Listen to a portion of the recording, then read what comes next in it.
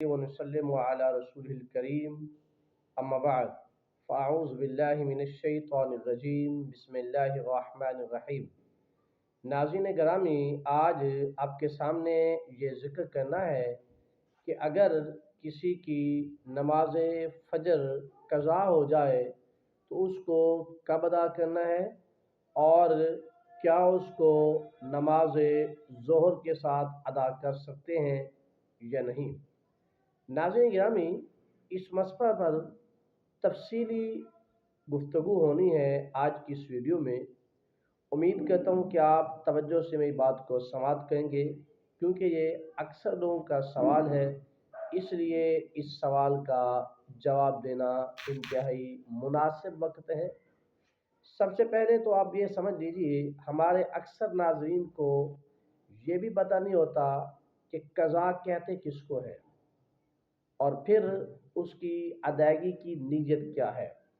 یاد ہے کہ ہر وہ عبادت جو اپنے وقت مقررہ پر ادا نہ کی جا سکے تو وہ قضا بن جاتی ہے۔ یعنی نماز فجر کا وقت ہے کہ سورج طلوع ہونے سے پہلے پہلے آپ نے ادا کرنی ہے۔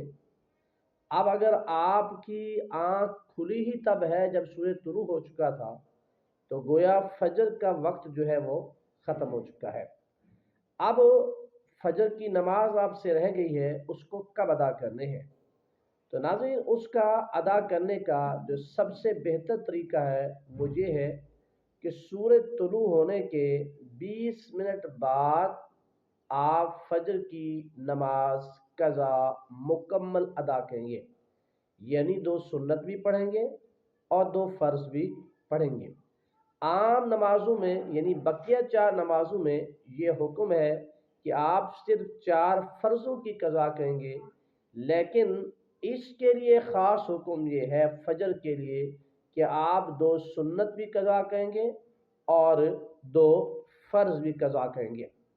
اسی طرح ناظرین، اگر ایسا ہو گیا کہ آپ فجر کی نماز قضا پڑھنا بھول گئے یا لیٹ ہو گئے اور ظہر کا وقت ہو گیا، تو اب جب آپ ظہر کے ساتھ فجر کی نماز قضا ادا کریں گے تو صرف آپ فرض پڑھیں گے اور سنت نہیں پڑھیں گے۔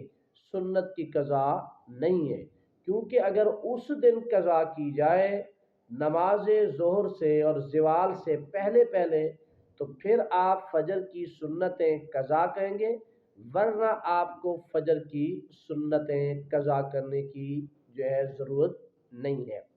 ناظرین گرامی، نیت کیا ہے؟ نیت یہ ہے کہ بسم اللہ الرحمن الرحیم، نیت کرتا ہوں میں نماز کی، نماز پڑھتا ہوں اللہ تعالیٰ کے لیے، 2 رکعت نماز فجر سنت وقت قضا، منہ طرف کعبہ شریف کے، بندگی اللہ تعالیٰ کی، اللہ اکبر۔ اسی طرح جب آپ 2 فرض ادا کریں گے تو پھر نیت کہیں گے بسم اللہ الرحمن الرحیم، نیت کرتا ہوں میں نماز کی، نماز پڑھتا ہوں اللہ تعالیٰ کے لیے، 2 رکعت نماز فرض نماز فجر وقت قضا، منہ تو کعبہ شریف کے، بندگی اللہ تعالیٰ کی، اللہ اکبر۔ اس طرح آپ پھر اسی طرح جس طرح ادا نماز میں آپ پہلی رکعت میں ثنا پڑھتے ہیں، پھر الحمد پڑھتے ہیں، پھر قرآن سورت پڑھتے ہیں، پھر اسی طرح رکعت مکمل کرتے ہیں، دوسری رکعت میں الحمد پڑھتے ہیں، پھر سورت پڑھتے ہیں، پھر رکعت مکمل کرتے ہیں۔ تو قضا نماز کے ادا کرنے کا بھی طریقہ یہی ہے، اس کے اندر کسی قسم کے کوئی اور رد و بدل نہیں ہے۔ امید کرتا ہوں کہ آپ کو میری بات انتہائی آسان لفظوں میں سمجھ آ گئی ہوگی۔ اللہ تعالی ہمیں عمل کی توفیق عطا فرمائے۔